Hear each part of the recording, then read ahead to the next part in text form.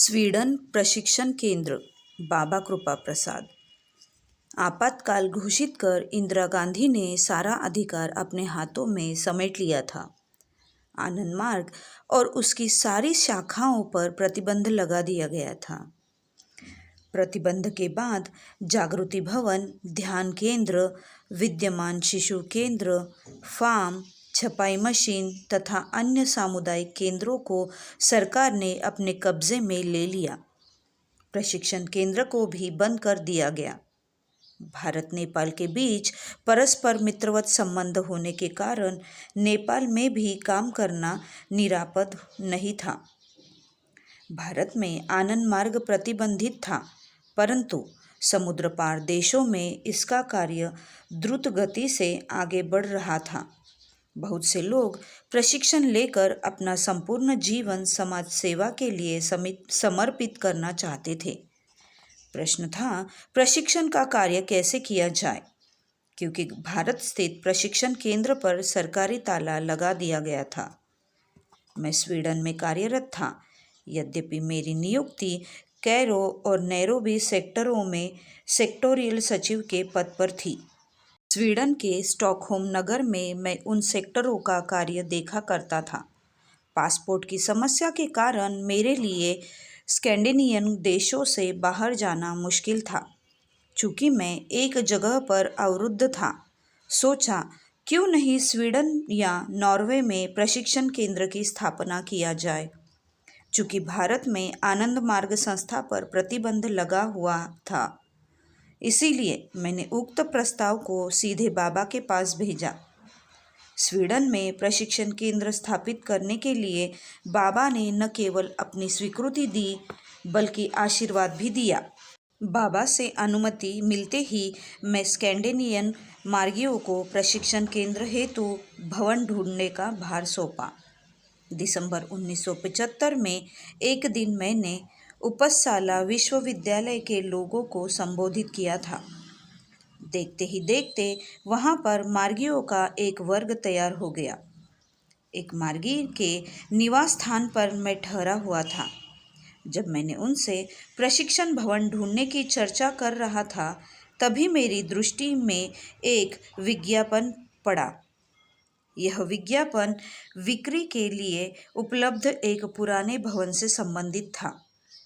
उक्त भवन का उपयोग पहले लोक नृत्य के लिए हुआ करता था। इसका मूल्य मात्र $10,000 था। इस मकान को मैं खरीदना चाहता था, क्योंकि दूसरे भवन जो हम लोगों ने देखे थे, उसकी कीमत कई गुना अधिक थी। दक्षिण स्वीडन के समालैंड नगर में स्थित उस भवन को हम लोग देखने गए। गत 15 वर्षों से यह भवन खाली पड़ा था। न तो उसमें कोई रहता था और न किसी काम के लिए उसका उपयोग हो रहा था। उसमें एक बड़ा हॉल था। साथ में लगे ग्रीन रूम के अलावे रंगमंच भी था। कोने में भोजनालय के साथ स्टार रूम था, परंतु बिजली, पानी, शौचालय आदि नहीं था। हॉल का उपयोग नृत्य मंचन के लिए किया जाता था। यह हॉल हम लोगों के काम का था। इसका उपयोग कीर्तन के लिए हो सकता था। उपसला के एक मार्गी के नाम पर उस भवन को हम लोगों ने खरीद लिया। वह मार्गी बाद में सन्यासी बन गया। इस प्रकार बाबा की विशेष कृपा से प्रशिक्षण के लिए भवन मिल गया। भवन की व्यवस्था होते ही विश्व भर में यह संदेश भेज दिया गया कि स्वीडन के अमुक स्थान पर प्रशिक्षण केंद्र की स्थापना हो गई है और प्रशिक्षण सत्र प्रारंभ होने जा रहा है।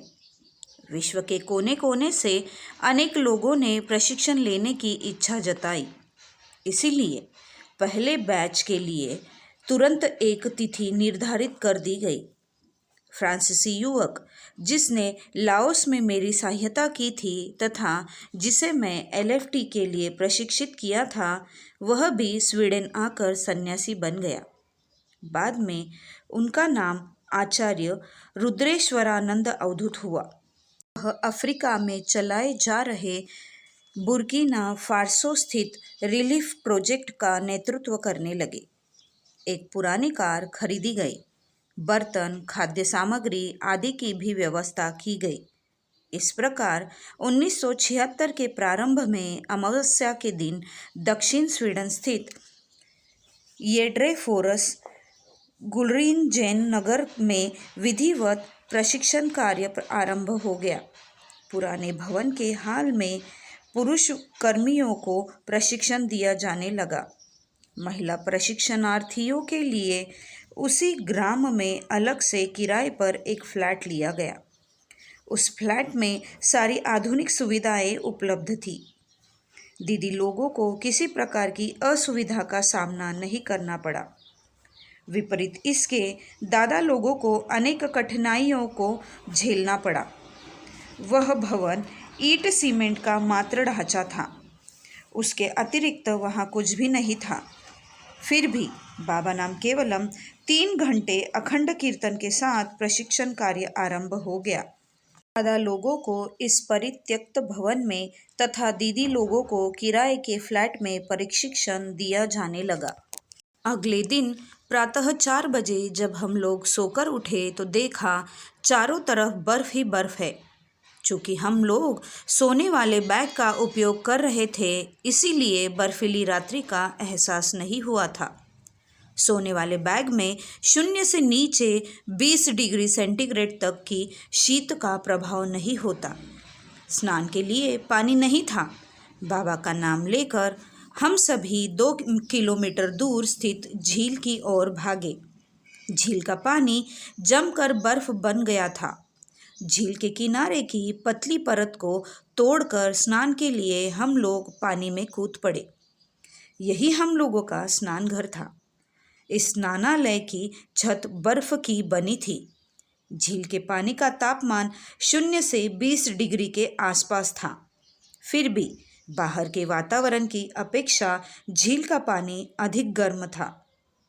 स्नान से निवृत्त हो कपड़ा पहन हम लोग 2 किलोमीटर की दौड़ लगाते हुए प्रशिक्षण केंद्र तक आए। सर्दी से निजात पाने के लिए हम लोगों ने दौड़ लगाई थी। कंबल से अपने को ढककर हम लोग साधना में बैठे। सामूहिक साधना पूरी कर आसन के पश्चात अल्पाहार लिया। उस भवन में पानी की कोई व्यवस्था नहीं थी, परंतु बाहर से लोगों ने बर्फ एकत्रित किया।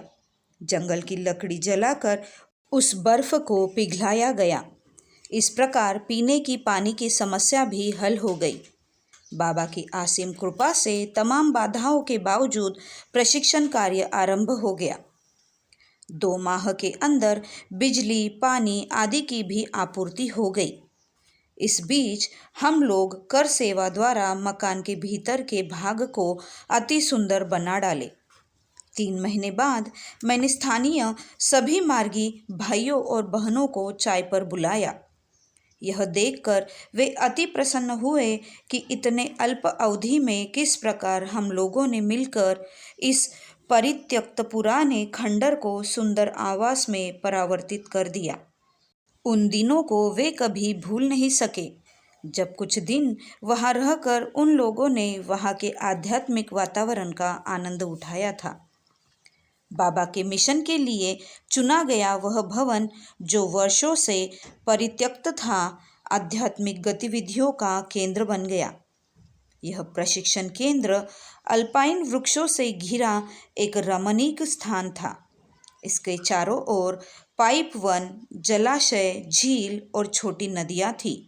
साधना के लिए अत्यंत अनुकूल परिवेश था। प्रदूषण मुक्त यह स्थान तामसिकता से कोसों दूर था। दिन के 12 घंटे कीर्तन, भजन, साधना, आसन आदि आध्यात्मिक गतिविधियों में व्यतीत होता था। शेष 6 या 7 घंटे अध्ययन, स्नान, भोजन में व्यतीत होता था। सोने के लिए रात्रि में मुश्किल से 5 घंटा ही मिलता था। भोजन में कच्चा सलाद, ताज़ा फल और बेर मिलता था। इन भोज्य सामग्रियों को एकत्रित करने के लिए हम लोग पड़ोसी नगर विमरवाई के सुपरमार्केट में जाया करते थे।